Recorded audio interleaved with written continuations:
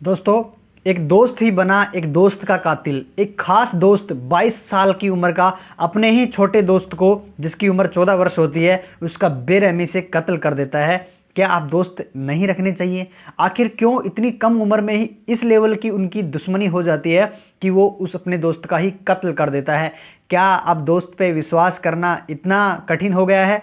और इतना ही नहीं, एक माँ ने छोटी सी शिकायत क्या कर दी, जिस शिकायत के बदौलत इतना बड़ा हत्याकांड वो कर देता है। और हिम्मत तो देखिए इस मंजूनाथ की, जो बेरहमी से कत्ल कर देता है, वो भी अकेला। किस तरीके से कत्ल कर देता है। और इतना ही नहीं, जब कंप्लेंट दर्ज हो जाती है तो ये पकड़ा भी नहीं जाता, इतनी सफाई से इसने हत्या की है। और जब पुलिस वालों के पास केस जाता है तो सोल्व भी नहीं कर पाते हैं। पुलिस वालों के भरोसे अगर इसका पिता बैठा रहता, इस 14 वर्ष के बच्चे का, तो शायद आपके सामने ये स्टोरी ना होती। बेंगलुरु की घटना, जिसका कत्ल हुआ, उसका पिता जासूस बनकर 10 साल में जाके बेचारा कहीं उस केस को सुलझाता है और उस कातिल को सज़ा दिलवाता है। हालांकि केस तो पहले ही सुलझ गया था, उसके बाद की घटनाएं भी सामने आई हैं। किस तरीके से एक बाप ने जासूस की तरह काम किया, पुलिस का फ़र्ज एक पिता ने निभाया और एक कातिल को पकड़ के सज़ा दिलाया। आज जानते हैं किस तरीके से दोस्ती में तकरार आई और किस तरीके से उन्होंने कातिल बन गया वो दोस्त। चलिए आज की इस वीडियो में जानते हैं। आप लोग अवेयर रहना और इसको बड़े धैर्य से सुनना। मेरा नाम उमाशंकर है और मैं हर रोज़ आपके लिए ऐसी घटना लाता रहता हूँ। चैनल को सब्सक्राइब करके रखें आप। ये घटना है बेंगलुरु की, 4 फरवरी 2015 की, आज से 10 साल करीब पहले की घटना है। इतने दिन बाद खुलासा हो रहा है, जिसका कारण ये है कि पुलिस कहीं ना कहीं दूसरे केसों को प्रायोरिटी देने में, हो सकता है इस केस को पेंडिंग में डाल दिया हो। और अक्सर हमारे साथ ऐसा होता है, गांव देहात के जो लोग होते हैं उनके केस इतने सीरियस तरीके से नहीं लिया जाता जब तक कि उनकी कोई अच्छी पहुंच ना हो, अच्छे फर्म पैसे वाले ना हो। किस तरीके से बाप ने केस सुलझा दिया। एक बच्चा 8 साल का, किरण यादव जिसका नाम होता है, 8वीं कक्षा में पढ़ने वाला, 14 साल की उम्र, और वो श्री कैतन्य टेक्नो स्कूल बेंगलुरु के अंदर वो पढ़ने जाता था।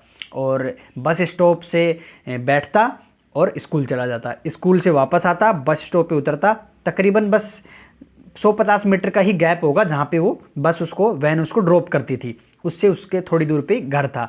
अब वो समय पे जाता, समय पे आता, अच्छा बच्चा था। और उनके माता पिता का कहना है कि ये बच्चा जिसका कत्ल हुआ है, इस बच्चे का कभी भी किसी भी बच्चे से झगड़ा नहीं हुआ, कभी भी किसी भी बच्चे से, ऐसे बच्चे से दोस्ती नहीं रखता था। पढ़ाई में अच्छा, इंटेलिजेंट बच्चा, क्रिकेट खेलने भी जाता तो समय पे बता के जाता, समय पे वापस लौटता। ये बच्चा अचानक से 4 फरवरी को गायब हो जाता है। स्कूल में जाता है और वापस आते समय बस स्टॉप पे उतरता है। बस स्टॉप एक विश्व भारती स्कूल के आसपास ही है, वहाँ पे उतारती वैन उसको, वहाँ से वो पैदल पैदल आता। वो नहीं आता है तब माँ थोड़ी चिंता करने लगती है। माँ का नाम प्रमिला जी है। वो बड़ी चिंता करती हैं, अपने पिता को, इसके पिता को बताती है, BN रवि जी को। तो रवि जी भी चिंता में आ जाते हैं, तुरंत काम से वापस आते हैं और स्कूल जाते हैं। उस स्कूल में, श्री कैतन्य टेक्नो स्कूल में जाके कन्फर्म करते हैं कि बच्चा क्या स्कूल आया। तो उन्होंने बताया कि बच्चा स्कूल आया था, वैन में, गाड़ी में बैठ के वापस भी गया है। वो बड़ी चिंता में आ जाता है। वापस आता है तो जहाँ वो बच्चा उतरता है वहाँ आसपास के लोगों से पूछता है, तो उन्हें पता लगता है कि बच्चा यहाँ उतरा तो था लेकिन घर गया होगा, लेकिन घर तो नहीं गया। अभी ये कंफर्म हो गया कि बच्चा आया है स्कूल से और यहाँ उतरा भी है, उसके बाद में कहाँ गया ये नहीं पता। तो तुरंत लोकल थाने में जाता है और कंप्लेंट दर्ज कराता है, हमारा बच्चा इस तरीके से स्कूल से आया था और वो नहीं मिल रहा है, घर भी नहीं आया है। पुलिस वालों ने कंप्लेंट दर्ज कर दी, बोल ठीक है हम ढूंढेंगे, आप जाओ घर पे। कंप्लेंट नोट होती है और वो घर आ जाता है। नेक्स्ट डे फिर से जाके कन्फर्म करता है तो पुलिस वाले बोलते हैं कि हम अपना काम कर रहे हैं, आप घर रहो, हम ढूंढ रहे हैं। तो अक्सर पुलिस वाले क्या करते हैं, पुलिस प्रशासन ये करता है कि अगर और हायर अथॉरिटी से अगर कोई केस है, कोई ऐसा है जिसको प्रायोरिटी देनी है ना, और पॉलिटिक्स से जुड़ा है या फिर कोई ऐसा केस है, तो प्रायोरिटी की वजह से ये कम प्रायोरिटी में आ जाते हैं और ये दबे पड़े रह जाते हैं और काफ़ी दिन बीत जाते हैं, इन पे कोई ज़्यादा अमल होता नहीं है। इसी तरीके से इस केस में भी होता है। बच्चे का केस गुमशुदा का था, तो 3-4 दिन बीत जाते हैं। पिता परेशान, सभी जगह पूछ लिया, रिश्तेदारी में पूछ लिया कि बच्चा कहाँ गया, कहाँ नहीं गया, तो वो बड़ा परेशान हो जाता है। तो उनको अचानक से 10 फरवरी को बुलाया जाता है और बुलाने के बाद में कहते हैं कि पुलिस वाले बुलाते हैं रवि को, इसके पिता को, कि आप यहाँ आ जाओ। तो वहीं उनके एरिया में ही एक जंगल पड़ता है, वहीं एक यूनिवर्सिटी है, तो एक थोड़ा जंगल का सा एरिया है। और यूनिवर्सिटी के पीछे झाड़ियों में एक डेड बॉडी मिलती है एक बच्चे की।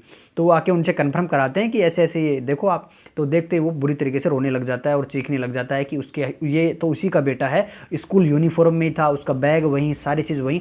बुरी तरीके से रोने लगता है। जब प्रमिला भी आती है वो भी रो रो के बुरा हाल हो जाता है कि पुलिस वालों को दोषी बताते हैं कि अगर आपने पहले से थोड़ा सा ये ध्यान दिया होता तो मेरे बच्चे की जो है डेथ नहीं हो पाती, का आप बचा लेते। तो डेड बॉडी थोड़ा सा सड़न वगैरह ऐसा हो रखा था काफ़ी दिन से, तो उसको उठा के फॉरेंसिक लैब भेज देते हैं और उसका जांच वगैरह होता है। सारी पोस्टमार्टम होने के बाद में उनको सब सौंप दिया जाता है, अंतिम संस्कार होता है, सारी चीज़ें कर देते हैं। अब पिता ये हैरान कि मेरे बच्चे को मारा किसने, मतलब कोई ये तो कन्फर्म है कि कोई ना कोई चढ़ने वाले ने ही मारा है। अब संदेह किसी को ना हो किसी पे भी, अब क्या करें। तो वो बार बार जाता रहे और यही कहते रहे पुलिस वाले कि हम सर्च कर रहे हैं, ढूंढ रहे हैं, आप घर बैठो, आप हम बता देंगे। तो अभी ये मर्डर केस हो चुका है, पहले तो गुमशुदा था। मर्डर केस होने के बाद में पिता बड़ा दुखी होता है कि मेरा बच्चा एक इकलौता बेटा था और ये भी किसी ने मार दिया। तो अब तक तो मैं बच्चे को ढूंढ रहा था, लेकिन अब मुझे ये मर्डर करने वाला व्यक्ति चाहिए। आखिर है कौन? मेरे 14 साल के बच्चे ने आखिर क्या ऐसा जुर्म कर दिया जो उसकी हत्या इतनी बेरहमी से कर दी गई। और पोस्टमार्टम में पता लगता है कि उसकी ब्लेड से गला बुरी तरीके से रेता गया, ब्लेड से कैफी कट लगा के बहुत बुरी तरीके से उसकी बेचारे मासूम की हत्या करी थी। अब पिता क्या करता है कि भाई पुलिस वालों के भरोसे बैठ के कुछ नहीं होना जाना, वो ठान लेता है कि मैं मेरे कातिल को, मेरे बच्चे के कातिल को मैं ढूंढ के रहूँगा। और वो लग जाता है भाई इस चीज़ में। वो करता क्या है, स्कूल जाता है, स्कूल के सीसीटीवी फुटेज निकालता है, वहाँ से बच्चा बैठा है, वो सोचता है कि मैं खुद ही करूँगा। सभी लोगों से बात करता है कि भाई 4 फरवरी को यहाँ कुछ अनोखा आपने देखा, कुछ अलग देखा क्या, मेरा बच्चा देखा का नहीं पता लगता है। फिर वो रिक्वेस्ट करता है, हर दुकान वाले के पास जाता है, स्कूल से शुरू करता है। केतन ना स्कूल से निकलता हुआ जहाँ जहाँ रूट से होके बस आती है उसी रूट से वापस आता हुआ वो एक नंबर लगाता है, सभी से रिक्वेस्ट करता है कि प्लीज़ मेरे बच्चे की मर्डर हो गया है, आपसे रिक्वेस्ट करता हूँ सीसीटीवी फुटेज दिखा दो प्लीज़। तो उसका दुख देख के सामने वाला कोई भी दुकान वाला, घर वाला, रेस्टोरेंट वाला, किसी ने मना नहीं किया कि ठीक है अगर मासूम की हत्या हुई है सीसीटीवी फुटेज दिखाने में क्या ही दिक्कत है। सब लोग दिखाते हैं, धीरे धीरे वो अब आगे आता जाता है। लेकिन उसे अचानक से एक ऐसी फोटो दिखाई देती है एक बाइक वाले की, जो बाइक पे आया, ब्लैक कलर की गाड़ी और एक बाइक पे, और वो तुरंत आई और चली गई। तो उसको वो रिवर्स करके दिखाता है स्लो मोशन में, तो पता लगता है कि एक गाड़ी, उस बाइक के पीछे एक ड्राइवर है, ड्राइवर चला रहा है और उसके पीछे एक बच्चा बैठा है। और उसी ड्रेस में जिस स्कूल में वो केतन स्कूल में बच्चा पढ़ रहा था, किरण उसी ड्रेस में बसता भी है। वो समझ जाता है कि कुछ ना कुछ हो सकता है कि यही है। और उस वहाँ से निकलने के बाद में फिर देखता है आगे दुकानों पर जाता है, आगे 50 से 75 सीसीटीवी फुटेज चेक करी बेचारे ने, और आखिर में पता लगा कि जो बाइक चला रहा था उसको पहचान गया। पहचान कैसे गया? क्योंकि वो जो लड़का था वो लड़का उन्हीं के मोहल्ले के था, और ये ऐसा लड़का था जिनके पिता लैंडलॉर्ड पार्टी वाले थे, मकान किराए पे देते थे, अच्छे फर्म थी, उनका वो बेटा था। और वही उसका नाम होता है मंजूनाथ, जिसकी आयु 22 वर्ष बताई जा रही है, और उन्हीं का पड़ोसी था। आपस में आमने सामने ही घर बता रहे हैं। तो वो आखिर इस बच्चे को क्यों लेके गया? अब उसके मन में और संदेह बैठ गया। उन्होंने फ़ोटो निकाली, कलेक्ट करी, अपना सारा डाटा इकट्ठा करता गया, और आगे लेके गया, और आगे लेके गया। तो 3-4 फोटोज़ जो हैं कलेक्ट करके पुलिस के पास पहुंच गया, और पुलिस थाने में जाके बोला कि सर ये जो मेरा बच्चे का केस था उसमें मैंने कुछ आगे इन्वेस्टिगेशन करने की मेरे बिहाफ पे कोशिश करी है, और मैं ये फ़ोटोज लेके आया हूँ। हालांकि पुलिस शर्मिंदा हुई इस चीज़ पे कि भाई जो काम हमारा था वो ये बेचारा बाप कर रहा है, दर बदर भटक रहा है। लेकिन क्या ही करता एक पिता जब उसके बच्चे का कत्ल हो चुका था। तो पुलिस उन फोटोज़ को देखती है और बड़ी हैरान हो जाती है कि यार जो काम हमारा था इतना आसानी से इसने मतलब सस्पेक्ट तक पहुँचा दिया है, एक दोषी तक पहुंचा दिया है।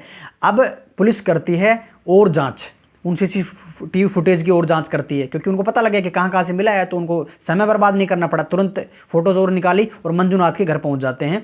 10-11 तारीख के आसपास उनको अरेस्ट कर लिया जाता है। तो उसको अरेस्ट किया।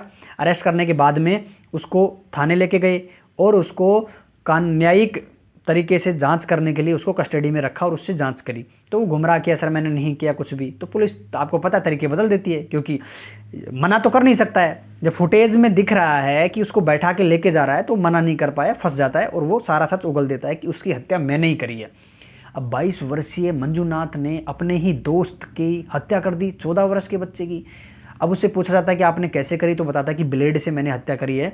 और कहाँ कहाँ से आपने ब्लेड खरीदी, तो 4-5 ब्लेड खरीदता है। वहाँ उस शॉप पे जाके वहाँ की सीसीटीवी फुटेज निकालते हैं, तो आखिर सच कह रहा था, उसने सीसीटीवी फुटेज में कैद हो चुका था, उसने निकाली। जब उसको फोरेंसिक लैब भेजा जाता है तो पता लगता है कि उसके हाथों में जब वो कत्ल कर रहा था तो कॉर्नर जो ब्लेड के उसके हाथों में भी लग जाते हैं। और झाड़ियों में हो सकता है कि हाथापाई उसने ज़रूर करी होगी किरण ने, बेचारे ने, बचाव में, तो उसकी कोहनी पे, गर्दन पे, इस तरीके से शरीर पे कहीं कहीं झाड़ियों के निशान थे छिलने के, ऐसे करके। तो उसको चेक किया जाता है, तो वो भी एक गवाह के रूप में, वो सबूत के रूप में तैयार हो जाता है।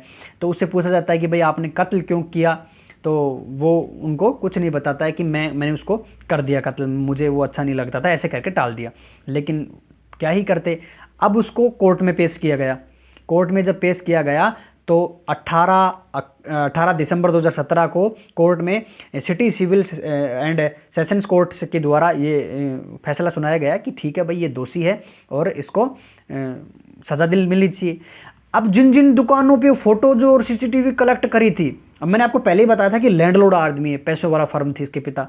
अब भाई उनको सबको या तो पैसे खिलाए होंगे, क्या ही करा होगा पता नहीं, या फिर डर बैठा होगा, सारे के सारे दुकान वाले सब मना कर गए और अचानक से सारे गवाह उसके मुकर गए। अब बेचारा फंस गया रवि वापस से कि ये तो भाई तैयार के गवाह हैं, ये हैं वो हैं, ऐसे करके, और उन पे वापस केस डाल दिया कि भाई इन्होंने कोई फंड वगैरह में चीटिंग करी थी और ये हमें, हमारे बेटे का नाम ले रहे हैं, हमें फंसाना चाह रहे हैं। वापस केस, दोनों का केस क्रॉस केस चल गया, इतने सालों का समय इसमें लग गया। आखिरकार पुलिस ने, जो कोर्ट ने फैसला सुनाया किस बिहाफ पे, कि इसके साथ ही बच्चा बैठ के गया और उसके बाद में वापस भी खाली आ रहा है, इसका मतलब छोड़ के कहीं आया है और वापस खाली बाइक लेके आ गया, इसका मतलब बच्चे को ये छोड़ के आया है। चूँकि इसके निशान है, ब्लेड इसने खरीदी, क्या करने के लिए खरीदी ब्लेड वो भी नहीं बता पाया। इसके निशान भी है, झाड़ियों के निशान है, वहाँ झाड़ियों को चेक किया जाता है, तो कुछ ब्लड्स वगैरह सैंपल, वो सारी चीज़ें, मतलब फोरेंसिक जो टीम ने दिया डाटा उसके बेसिस पे उन्होंने सज़ा सुनाई। फांसी तो खैर उसको नहीं हुई, लेकिन उसको उम्र कैद की सज़ा सुना दी गई। अब आप अपना ओपिनियन बताओ कि इसको क्या सज़ा मिलनी चाहिए, इस बच्चे को, जो मासूम बच्चे की कत्ल इसने बेरहमी से कर दिया, आखिर क्या सज़ा इसको देनी चाहिए थी कोर्ट को? क्या इसको उम्र कैद की सज़ा, पूरी उम्र वो सड़ता रहे जेल में, ये, या उसको फांसी मिलनी चाहिए थी? अपना ओपिनियन शेयर करना।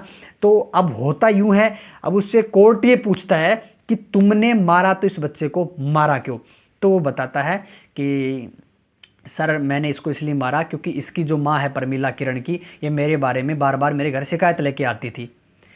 तो कोर्ट में जज भी हैरान हो जाता है कि क्या एक छोटी सी शिकायत के कारण तुमने इसकी हत्या कर दी? तो बताता है कि शिकायत छोटी नहीं थी, कि मैं इनसे परेशान हो चुका था। मैं पड़ोसी, एक उनके पड़ोस में एक महिला थी जिसका नाम अश्विनी बताया जा रहा है, उसका पति जब घर पे नहीं रहता था तब ये मंजूनाथ उसके घर पे जाया करता था। और परमीला जी ये देख लिया। परमीला जी ने जब ये देखा तो उसकी मम्मी के पास जाती है, मंजूनाथ की मम्मी के पास, और शिकायत करती है कि देखो जी, आप अच्छे ख़ानदान के व्यक्ति हो, अच्छी प्रोफाइल है, और आपका बच्चा ऐसे ऐसे अश्विनी के पास जाता है जब उसका पति घर पे नहीं रहता है, तो शायद ये अच्छा नहीं है। सामाजिक लेवल से कहीं ना कहीं उसके पति को जब पता चलेगा तो बहुत बड़ा मैटर क्रिएट हो सकता है और आपके बच्चे को और आपके ऊपर कोई आपत्तिजनक समस्या आ सकती है। तो वो थोड़ा सा उस पर ध्यान देती है और अपने बच्चे को बताती है कि भाई आप, तुम घर जाते हो ऐसे, तो उसको बड़ा बुरा लगता है कि यार, मतलब उसको क्या तकलीफ़ है, वो क्यों मेरे बारे में ऐसे भड़का रही है। तो अवॉइड करता है कि ठीक है, करें, कहने दो।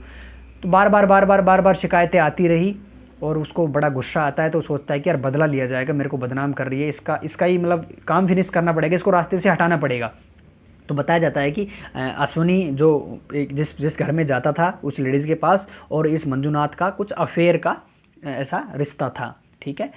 तो जैसे ही वो उसके मन में ये चीज़ें, घृणा आती है, तो वो सोच लेता है कि अब एक ही रास्ता है, इनके बेटे को फिनिश कर दूंगा। उसके बाद में ये रोएंगे बिलखेंगे, यहाँ से दुख में भूल जाएंगे और यहाँ से छोड़ के चले जाएंगे। तो ऐसा करके उसने वो फैसला लिया और उसको वहाँ से उठाया, विश्व भारती स्कूल के सामने से जब ड्रॉप किया, वहीं पे वो खड़ा था, लेके उसको चला गया और उसका गला ब्लेड से काट के उसकी हत्या कर दी। और इस तरीके से उसने घटना को अंजाम दिया। अब क्या एक माँ ने एक छोटी सी शिकायत कर दी, इस वजह से उसको इतनी बड़ी सज़ा कि उसके बेटे का कत्ल कर दिया, और उसका बेटा एक ही, बेचारी माँ पे बुढ़ापे का सहारा उसका एक ही बेटा था, बिना बेटे की हो गई। क्या ऐसे किसी के बारे में शिकायतें नहीं करनी चाहिए? क्या मतलब, मुझे ऐसा लगता है कि भला करने जाओ और आपको बुराई मिलने वाली है। किसी के बेटे की इमेज बचाने के लिए, सामाजिक इमेज खराब ना हो, इस पर्पज़ से कि इस बेटे में सुधार हो जाए, 22 साल का लड़का ये चीज़ें कर रहा है, तो इस वजह से उन्होंने बताया, लेकिन खुद के ही बेटे की जान गंवा बैठे। और एक पिता जिसने इस केस को सुलझाने में बड़ी मदद करी, ऐसे पिता हर घर में होने चाहिए और ऐसे बेटे हर घर में नहीं होने चाहिए जो एक छोटी सी बात को लेके इतना बड़ा फैसला ले लेते हैं। पता नहीं इनकी बुद्धि खराब होती है या क्या होता है। आप लोग थोड़ा सा सोचिएगा, मनन कीजिएगा। आप अपने परिवार का, अपने आप का, अपने भाई, अपने रिश्तेदारों का ख्याल रखिएगा और इस वीडियो को शेयर ज़रूर कीजिएगा। आखिर दोस्ती को कलंकित कर दिया मंजूनाथ ने अपने ही दोस्त का कत्ल करके। क्या राय है आपकी, ज़रूर बताना। मिलते हैं नेक्स्ट वीडियो में शाम 6 बजे। तब तक के लिए आप मस्त रहो, स्वस्थ रहो। जय श्री राम।